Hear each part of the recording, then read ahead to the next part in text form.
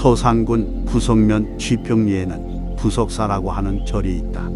이 절은 고려 말 충신 유궁원이 고려가 망함을 슬피 여겨 이곳에 집을 짓고 글을 읽으며 세월을 보내다가 죽었는데 그를 따르던 종들이 그 집을 절로 만들어 오늘날 부석사가 되었다고 한다. 그런데 여기에는 또 하나의 전설이 있으니 이를 소개하면 다음과 같다. 지금부터 1400년 전의 일이었다. 의상대사는 진평왕 9년에 복흥사의 중이 되었다. 이때 그는 청운의 뜻을 품고 원효대사와 함께 당나라에 들어가려고 하였으나 뜻을 이루지 못하였다. 그래도 그는 한 번 먹은 뜻을 굽히지 않고 당나라에 들어가 공부할 기회를 기다리고 있었다.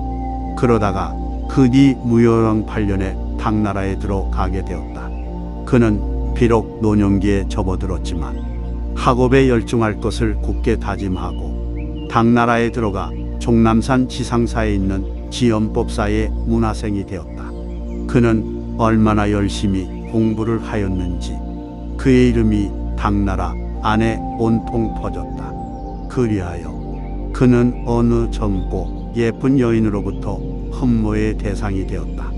젊은 여인은 처음에는 의상대사를 멀리서 바라보다가 차츰 가까이 와서 바라보게 되었다. 그만큼 의상대사를 마음속으로 깊이 사모하고 있었다.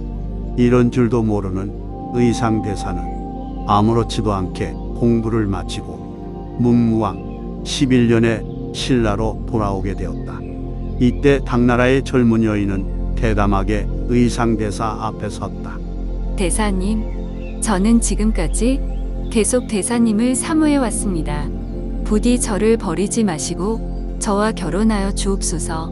젊은 여인은 이렇게 호소하며 의상대사의 앞길을 막았다. 의상대사는 너무 뜻밖의 일이고 너무 당돌한 일이어서 어쩔 줄을 모르다가 단호하게 거절하였다. 안 돼요.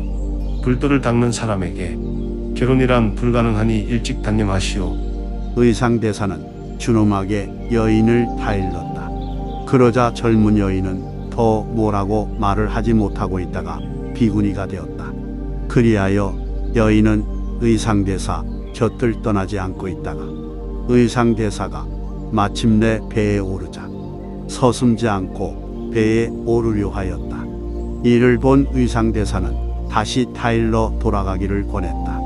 신라는 이곳에서 수말리나 되는데 어찌 여인의 몸으로 신라까지 간단 말이오. 어서 배에서 멀리 떠나시오. 의상대사의 말은 나직하면서도 완강했다.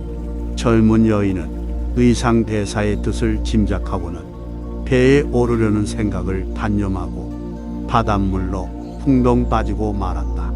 이를 본 의상대사는 눈앞이 아찔하여 관세음보살을 몇 번이나 마음속으로 외웠다. 물에 빠진 젊은 여인은 용이 되어 배 주위를 맴돌며 신라까지 따라와서 의상대사를 따라다녔다. 의상대사는 문무왕 16년에 왕의 명령을 받아 순흥에 부석사를 세우고 이듬해에는 이곳 도비산에 부석사를 창건하려 했다. 그런데 이곳에 사는 사람들은 의상대사가 절을 짓는 것을 보고 그곳에 절을 짓지 못하도록 방해하였다. 그들은 다 된 집을 밤사이 헐어버리기도 하고 일꾼으로 나오는 사람들을 나가지 못하도록 막기도 하였다. 이때 산더미만한 커다란 바위가 공중에 떠서 너희들이 만약 끝까지 의상대사가 절 짓는 것을 방해한다면 너희들의 머리는 이 바윗돌로 부서질 것이니라 하고 외치는 소리가 산을 쩌렁쩌렁 울렸다. 그것은 용의 화신이었다고 한다. 이를 본 마을 사람들은 그만 놀라서 다시는 방해를 하지 못하였다. 한편 공중에 떠있던 돌은 절 앞에서 정면으로 보이는 앞바다에 떠 있으면서 부석사의 공사를 지켜보고 있었다. 이런 일이 있은 뒤부터 이 돌을 부석이라 하고 절 이름도 부석사라 부르게 되었다고 한다. 이 바위는 그 위가 평평해서 10여 명이 넉넉하게 앉아서 활동할 수 있는데 간만의 차에 관계없이 항상 그 모양이라고 한다. 한편 이 바위 위에 묘를 쓰면 부자가 된다는 소문을 듣고 누군가 묘를 쓴 일이 있는데 이때 부석사의 샘물은 말랐다고 한다. 그러나 묘를 파내자 다시 부석사의 샘물이 솟아나왔다는 이야기는 유명하다. 그리고 이 부석사의 아래에는 굴이 있어서 중국의 남경과 통해 있다는 이야기도 있다. 이러한 전설이 전해지는 부석사는 도비산 서쪽 중턱의 자리에 있다. 멀리 서해 바다와 연결된 천수만이 눈앞에 펼쳐져 아득한 기분을 느끼게 한다. 한편으로는 무성한 참나무 숲이 감싸고 있어 차분히 기분을 가라앉히는 장소가 되기도 한다.